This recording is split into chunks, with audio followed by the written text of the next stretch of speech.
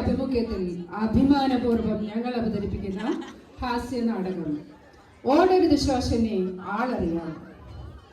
ഇതിലെ കഥയും കഥാപാത്രങ്ങളും സാങ്കല്പികം മാത്രം.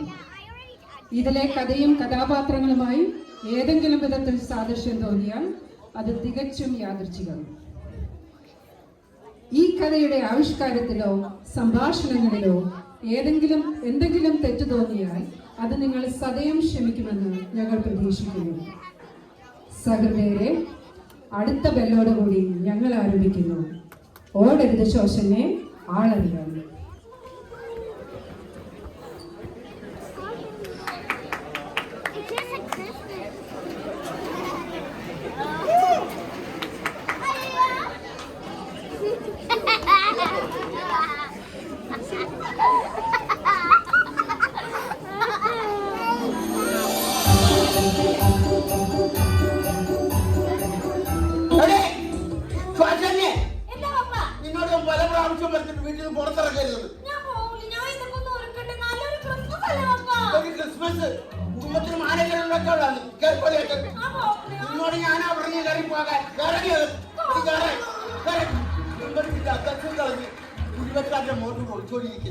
ഞാനും പിള്ളേരും തിരിച്ച് പിടിച്ചോണ്ട് വന്നാണെന്ന്.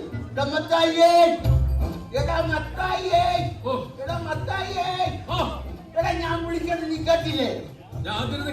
അവർക്ക് മനസ്സിലായി, നീ കേട്ടല്ല, കേട്ടിയാക്കി. നിങ്ങളെ മൂത്തമ്മ എന്നോട് കാല് നിർത്തിയിരിക്കും. അതിന് നിങ്ങൾ എന്റെ മെക്കിട്ട് കയറാൻ പറയുന്നത്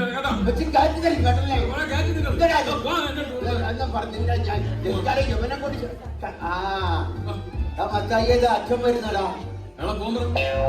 ഞാൻ അങ്ങനെയാണ് അച്ഛൻ്റെ അടുത്ത് പോകാൻ പറയുന്നത്. 22 വർഷങ്ങൾക്ക് മുമ്പ് ഒരു ക്രിസ്മസിന് എന്നെ അമ്മ ചെയ്തിട്ട് പോയ മനുഷ്യനാണ് എന്നിട്ട് വന്നിരിക്കണം.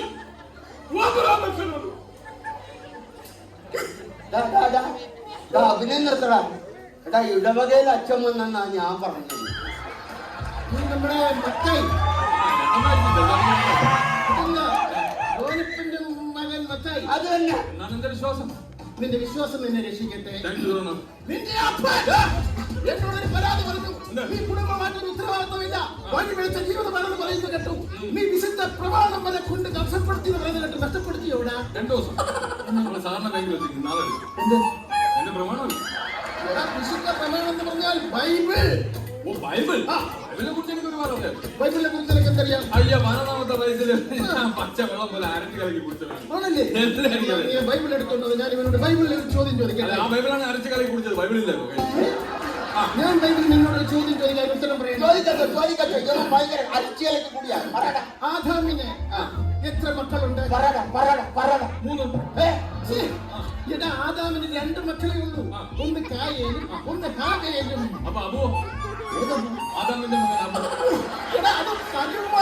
എന്നോടാണ് ചോദിക്കുന്നത്. കലിയകുമാറിന്റെ പടത്തിലെ കാര്യം കരിയപ്പ പിടിഞ്ഞു വന്നു. ഇവനോട് പറഞ്ഞിട്ട് കാര്യമില്ല. മക്കളൊക്കെ വല്ലതൊക്കെ തരുന്നുണ്ടോ? അപ്പൊ മൂത്തവൻ അമേരിക്കയിലല്ലേ, അവ ഒന്നും തരാറില്ലെന്ന്. പിന്നെ ഇളയവൻ, അവന് ഇടയ്ക്കിടയ്ക്ക് തരണമെന്നുണ്ട്. ഞാൻ കൊള്ളാതെ ഒഴിഞ്ഞു മാറി. കുടുംബത്തിൽ ദൈവവിശ്വാസങ്ങൾ വളരെ കുറവാണ്. നിങ്ങളൊന്ന് ദൈവങ്ങളുമായിട്ട് ഒരുപാട് അടുക്കുന്നില്ല. ഞാൻ ചെറിയൊരു ഉദാഹരണം പറഞ്ഞു തരാം. പണ്ട് ഞാൻ സുന്ദരമായ ഒരു കിളിയെ വളർത്തിയിരുന്നു. ആ കിളി വർഷങ്ങൾക്ക് ശേഷം പറന്നുപോയി. അത് കഴിഞ്ഞ് ഞാൻ അണ്ണാനെ വളർത്തി. ആ അണ്ണാനും വളരെ സുന്ദരനായ ഒരു അണ്ണാനായിരുന്നു. അത് വളർന്ന് വന്നപ്പോൾ അതും എങ്ങാണ്ടോട്ട് ചാടിപ്പോയി. അത് കഴിഞ്ഞ് ഞാൻ ഒരു മരം വളർത്തി.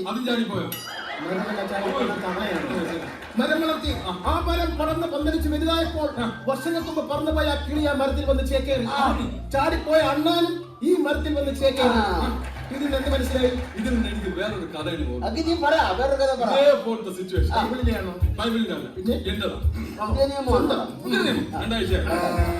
എന്റെ ഒരു കൂട്ടുകാരൻ ഞാനൊരു ബീഡി വാങ്ങിച്ചപ്പോ അപ്പൊ അതെടുത്തോണ്ട് പോയി ഷിബു.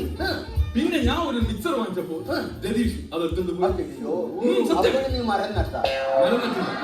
ഒരു ഫുഡുമാണ്. അപ്പൊ രതീഷ് ബീഡിയും കൊണ്ട് വന്ന് അവിടെ ചേക്കേറി.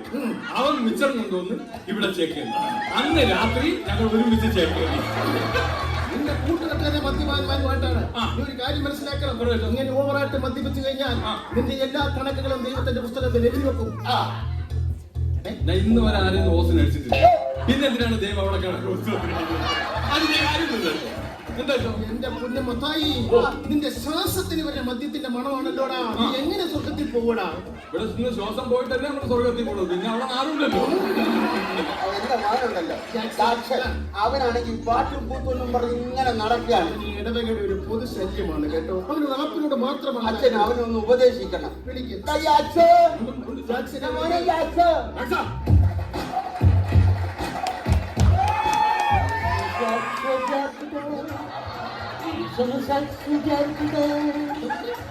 യേശുമിശിഹായ്ക്ക് സ്തുതിയായിരിക്കട്ടെ.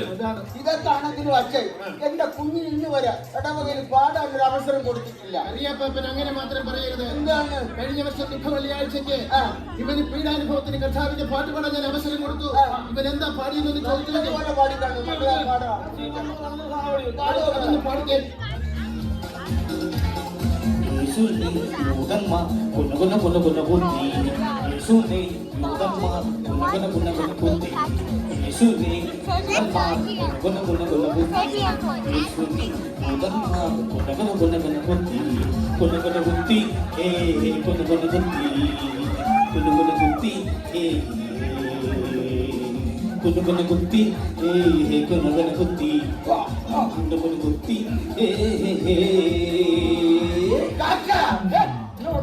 ഇവൻ പാടി തീരെ ഇടവകയിലെ ഒരു സംഘം ആൾക്കാർ പിച്ചാത്തിയായിട്ട് എന്നെ കുഞ്ഞുവിനെ കുത്താനായിട്ട്. ഇവൻ ഈ പാട്ടുടെ കേട്ടോ എനിക്ക് വിശന്നിട്ട് രക്ഷയില്ല. കരിയാക്കൊപ്പം കഴിക്കാനെന്തെങ്കിലും ഒലക്കി വെച്ചിട്ടുണ്ട്. പ്രകൃതി സംഗീതമായിട്ടൊന്ന് ലയിക്കാൻ പോവുക. പ്രകൃതി സംഗീതമായിട്ടൊന്ന് ലയിക്കാൻ പോവുക. തിരിച്ചു പറഞ്ഞേ മോനെ. എന്റെ ദൈവമേ, എന്റെ അമേരിക്കൻ അച്ഛൻ.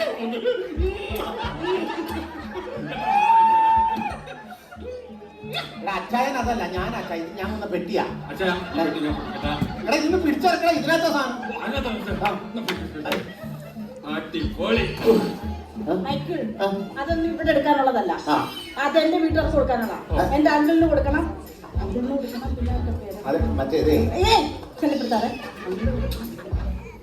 അതെ അതെ ശല്യപ്പെടുത്താതെ മൈക്കിൾ. എടി ഞാൻ പറഞ്ഞോട്ടെ.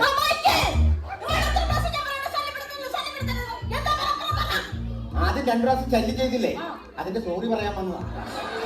മൈക്കിൾ, അമേരിക്കയിലാണെങ്കിലും നാട്ടിലാണെങ്കിലും നിങ്ങൾ കഴുത തന്നെ. അതൊക്കെ പോട്ടെ. അപ്പത്തിന് നിന്നോട്ട് നോക്കുന്നുണ്ടോ? അപ്പത്തിന് ഞാൻ നന്നായിട്ട് നോക്കുന്നുണ്ട്. ആണോ? സമയാസമയം മരുന്നും ആഹാരവും എല്ലാം ഞാൻ കൊടുക്കുന്നു.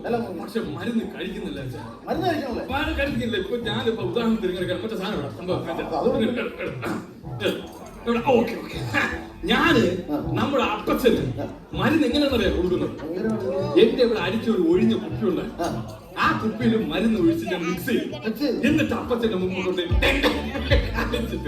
അപ്പച്ചന്റെ പറഞ്ഞു, അപ്പച്ച നോക്കിയാണ്. അപ്പച്ചൻ പറഞ്ഞു എന്താണ്?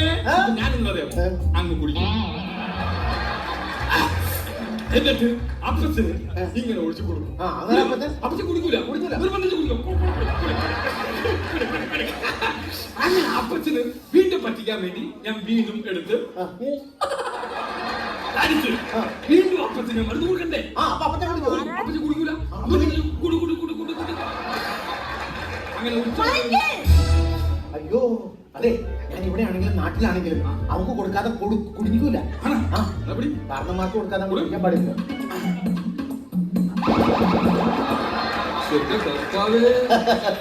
എല്ലാവരും ഇനി വന്ന് അതെ അച്ഛാ, ക്രിസ്മസ് പ്രമാണിച്ച് ഒരു ബാഡ് ന്യൂസ് പറയാനുണ്ട്.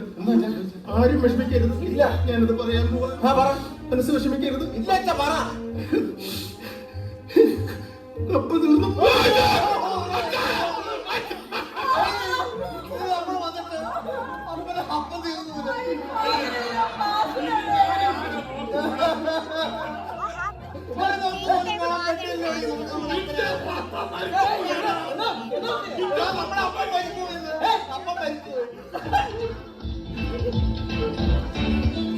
എന്നെ വിട്ടുപോയേ, എന്നെ വിട്ടുപോയേ, എന്നെ വിട്ടുപോയേ, എന്നെ വിട്ടുപോയി. എനിക്കിനി ആരുണ്ട്, എനിക്കിനി ആരുണ്ട്, എനിക്കിനി ആരുണ്ട്.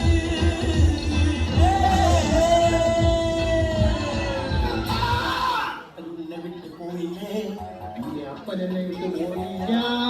എന്റെ അപ്പൻ എന്നെ വിട്ടുപോയില്ല. നിങ്ങളുടെ പപ്പ തീർന്നു പോയെന്നല്ലേ ഞാൻ പറഞ്ഞത്, കപ്പ തീർന്നു പോയെന്ന്.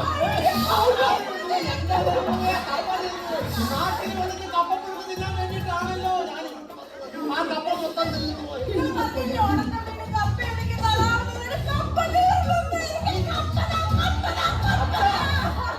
മൈക്കിൾ വന്നൂടാ. മൈക്കോ മൈക്കിളല്ലേ, ഫ്ലൈറ്റ്. മൈക്കിൾ വന്നോന്ന്. അതാപ്പോ ഞാൻ വന്നപ്പോ ഇല്ലാതെ വെളുത്ത് സുന്ദരം കൊണ്ടാലോ. അവിടുത്തെ കാലാവസ്ഥ എങ്ങനെയാ മക്കളെ? എന്നാ അമേരിക്കയിലൊക്കെ ക്രിസ്മസ് ഒക്കെ ഉണ്ടാകും. എന്റെ അപ്പത്തെ ഇവിടെ വല്ല ക്രിസ്മസ് ആണോ?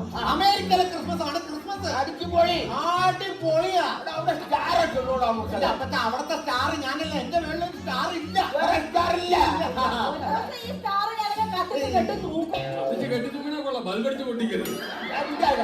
മക്കളെ നമ്മുടെ ഇവിടുത്തെ പോലെ ക്രിസ്മസിന് അവിടെ മത്സരങ്ങളൊക്കെ ഉണ്ട്. പിന്നെ അവിടെ ഭയങ്കര മത്സരം.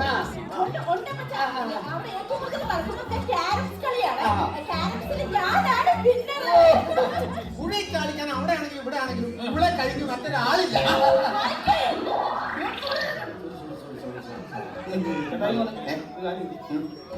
ഇവിടെ പെൺകുട്ടിയുടെ പേരിലാണ് അല്ലാതെ റെഫറി ഒന്നും ആവശ്യമില്ല. അവനോട് വഴക്കൂടാൻ കാര്യം നിനക്കറിയോ? ഇവന്റെ പാട്ട് കേട്ടിട്ടില്ല. ഇല്ല മൈക്കെല്ലാം പാടാം. ഇത്ര നാളായിട്ട് ഞാൻ പറഞ്ഞു അമേരിക്കയിലേക്ക് എനിക്ക് ബിസിയാണ് വരയ്ക്കുന്നു. ആ ചിക്കാഗോ നഗരത്തിലൂടെ ആ ന്യൂയോർക്കിലൂടെ തെരുവിൽ പാടാൻ വേണ്ടി നല്ലൊരു സാധനം. ആ പെൻഡഗൺ തകർന്നതിന്റെ വിഷമം ഇതുവരെ മാറിയിട്ടില്ല. ഇനി ആ വിഷമം ഉണ്ടാക്കാൻ പോകുന്നുണ്ട്. ഞാൻ ഒന്നും പാടുന്നില്ല. ഞാൻ എവിടെയൊക്കെ പോകണം. നിങ്ങൾക്കും ഒരു ശല്യം അകത്ത് പോയി ഉണ്ടായിരിക്കും. അപ്പച്ചാ പിന്നെ ഞാൻ ഇവരെ കൃത്യമായിട്ട് ശമ്പളം കൊടുക്കുന്നുണ്ട്. ഇവരെങ്ങനെയുണ്ട് ഇവിടുത്തെ പെർഫോമൻസ്? ഇവൻ ഒരു കാര്യം എന്നെ ചെയ്യാൻ സമ്മതിക്കുകയല്ല. ഇല്ലല്ലേ? എല്ലാ അബദ്ധം ചെയ്യും. ആണല്ലേ? കൃത്യമായിട്ട് മരുന്ന് കാര്യങ്ങൾ കഴിക്കുന്നുണ്ടല്ലോ. എല്ലാം ഒരു ബുദ്ധിമുട്ട് ഞാൻ വരുന്നു. ആണല്ലേ? അപ്പൊ തന്നെ കൊളസ്ട്രോൾ എങ്ങനെയുണ്ടാ? കൊളസ്ട്രോൾ 430. കൊളസ്ട്രോൾ 430?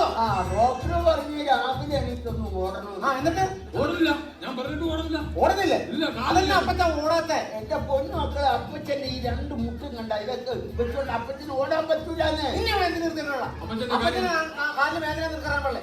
അപ്പച്ചന് പറ്റില്ലെങ്കിൽ നീ ഓടണം. കാലക്കഴിഞ്ഞിട്ട് നീ ഓടണം. എന്നിട്ട് റിസൾട്ട് ഉണ്ടെന്ന് എന്നെ കാണിക്കണം. ശരി, ഞാൻ നാളെ മുതൽ ഓടാം. നാളെ പോലെ ഓടണം.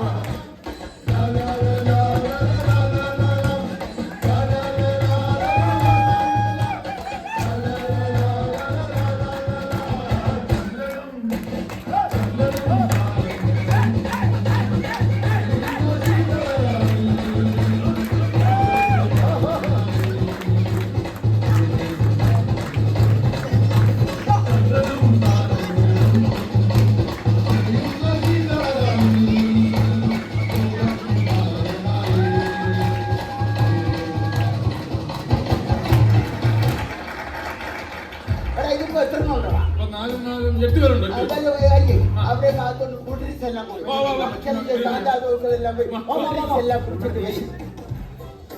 നമുക്കൊരു കാര്യം ചെയ്യാം. കേക്ക് മുറിക്കാം. ലേക്ക് മുറിക്കാം. ബർത്ത്ഡേ അല്ലേ? പപ്പാണ്ട് മുറിച്ചു. അതെ.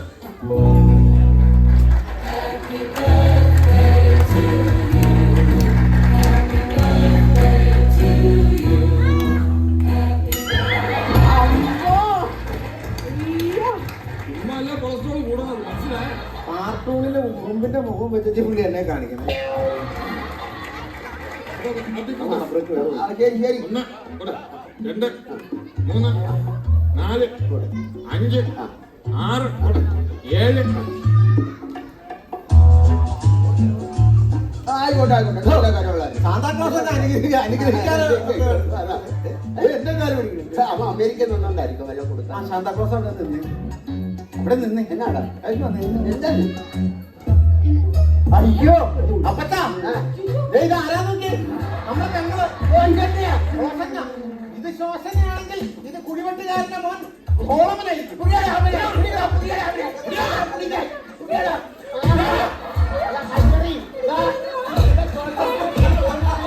നല്ലൊരു ദിവസമായിട്ട് ഇങ്ങനെ നമ്മൾ ഉപദ്രവിക്കരുത്. പാപമാണ്.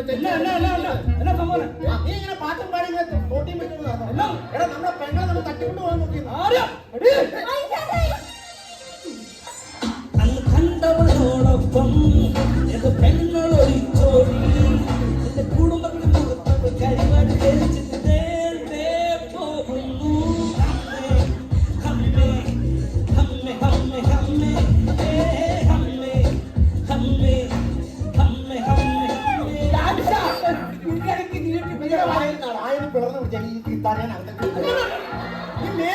ഞാൻ അമേരിക്ക തിരിച്ചു പോണ ഒരു പാടിയാ. കറിയപ്പാപ്പ, ഞാൻ പറയുന്നൊന്നും കേൾക്ക്. കറിയപ്പാപ്പന്റെ മകൻ അമേരിക്കയിലാണ്. പറഞ്ഞോട്ടെ മൈക്കിലെ. ഒരു മകൻ അമേരിക്കയില്, ഒരു മകൻ ഇവിടെ പാട്ടും പാടി തെണ്ടി തിരിഞ്ഞ് നടക്കുന്നു.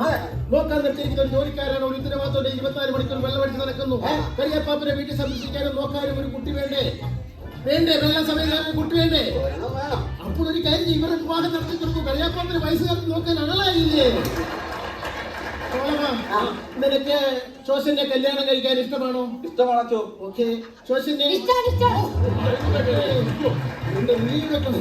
എങ്കിലൊരു കാര്യം ചെയ്യാം. വരുന്ന ന്യൂ ഇയറിന് ഇവരുടെ വിവാഹം നമുക്ക് മംഗളകരമായിട്ട് അങ്ങ് നടത്തി കൊടുക്കാം. നടക്കില്ല ന്യൂ ഇയറിന് നടക്കില്ല. ജനുവരി 1-ന് നടത്താം.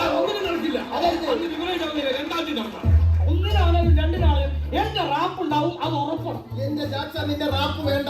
ഇവിടെ ആ കരോള് തന്നെ ഒന്നുകൂടെ ഒന്ന് പോയാൽ മതി. എന്ത് കുളിർമയത്.